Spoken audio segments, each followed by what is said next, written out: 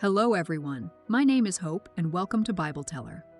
Today we'll look into the journey of Joseph to becoming the most powerful man in all Egypt. Joseph was a special boy to his father, Israel. He was a dreamer and very spiritual. Of all his father's sons, Joseph was loved the most, and his brothers hated him because of this. One day, Joseph's father told him to go check on his brothers, who were supposed to be tending to their father's sheep.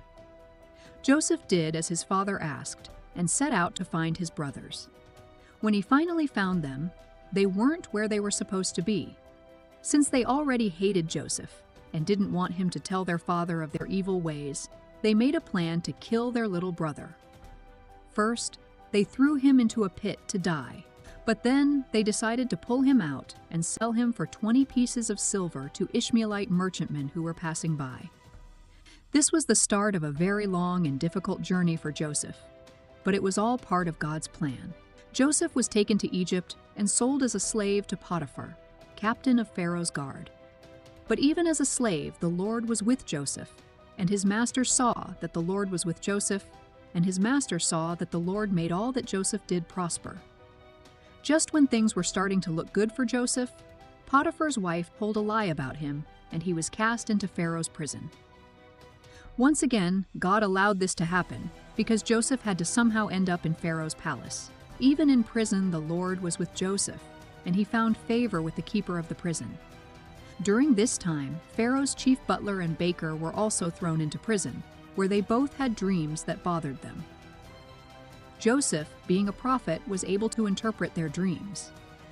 Eventually, this is how Joseph made his way into Pharaoh's palace. He was summoned to interpret Pharaoh's dream that no other person in the kingdom could interpret. The dream that he interpreted was about 7 years of plenty and 7 years of famine that were to come to the land of Egypt. Because of the special gift that God gave Joseph, Pharaoh made Joseph second in command of his entire kingdom.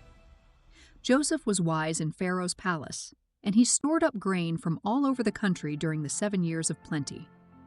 When the 7 years of famine began, Joseph held the food for all the people in the huge granaries of Egypt. This was God's great plan to reunite Joseph with his family.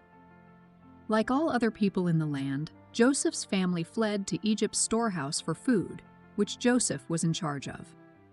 When his brothers came through the line to buy grain, they did not recognize their little brother. They thought he was dead, but he was the most powerful man in all Egypt besides Pharaoh. Joseph did not tell his brothers who he was, until one day he invited them into the palace to feast with him. It was then that he revealed to them that he was Joseph, their brother. They thought for sure they would all be put to death when they found out who Joseph was.